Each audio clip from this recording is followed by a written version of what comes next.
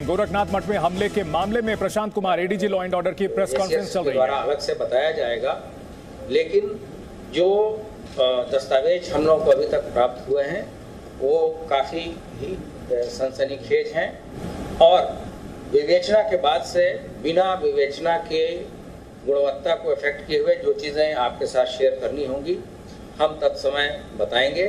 अभी विवेचना बहुत ही प्रारंभिक स्टेज में है।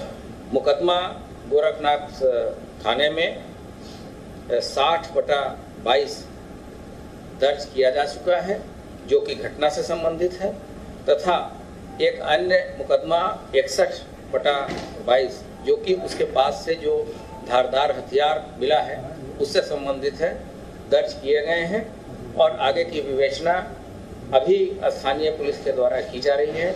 आगे जैसे भी निर्देश या जो भी डेवलपमेंट्स होंगे शासन के, उस हिसाब से कार्रवाई की जाएगी।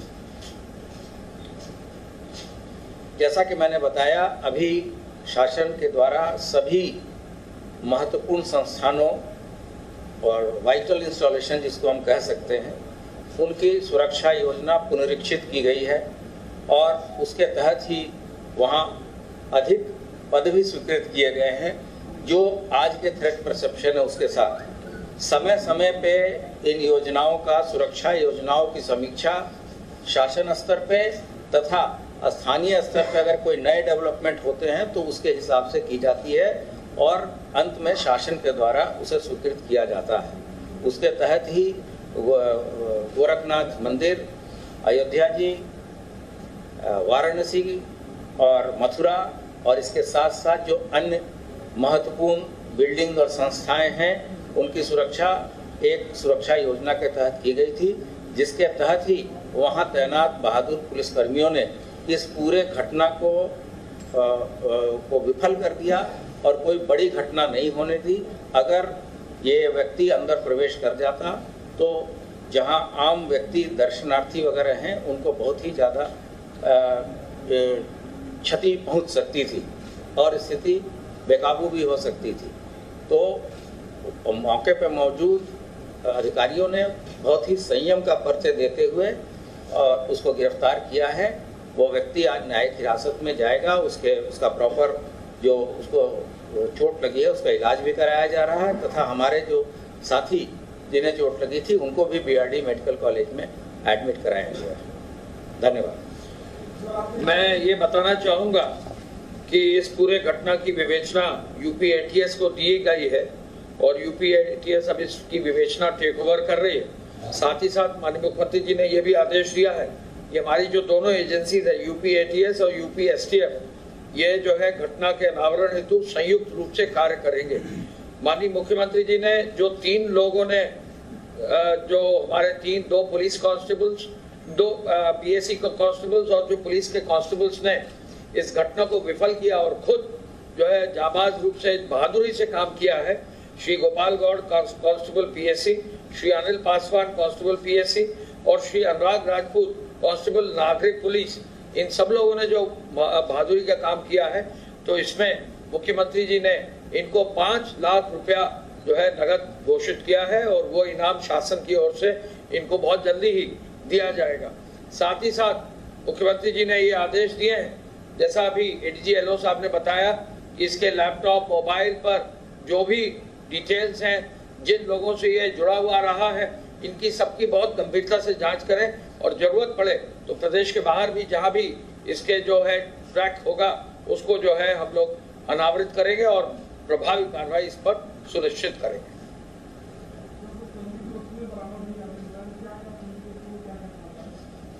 ये मैंने जैसा कि बताया प्रारंभिक तौर पे उसके पास से लैपटॉप, उसके मोबाइल्स बरामद हुए हैं और उससे जो चीज़ें पता चली हैं उनके बारे में हमने आपको शेयर किया।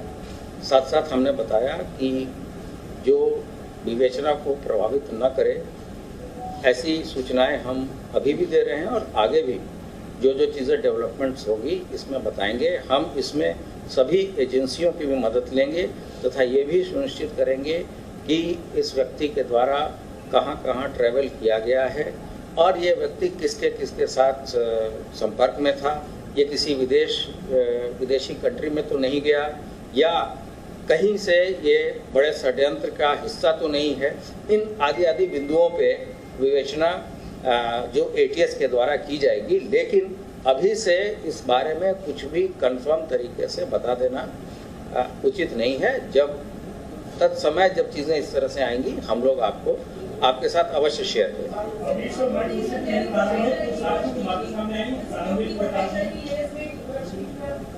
ये सभी कुछ रिव्यू होगा। इस घटना का तो अनावरण हो गई, अगर आवश्यकता पड़ेगी तो जहाँ भी जो भी और मजबूती से कार्य करना होगा वो करेंगे। अभी हाल में ही मैंने आपको बताया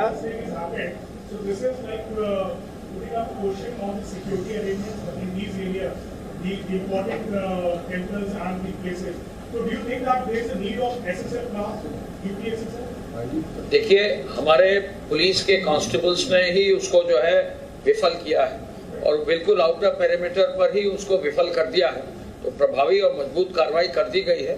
जो भी आवश्यकता होगा वो कार्य सुनिश्चित करेंगे और 5 लाख रुपए की घोषणा इसलिए दी गई, इन लोगों ने जाबाज रूप से जो है बहादुरी से काम किया। Thank you.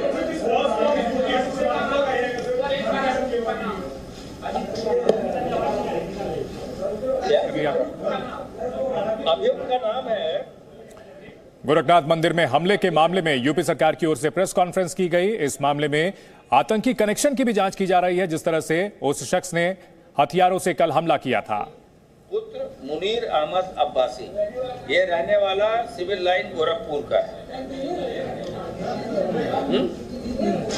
जी हाँ।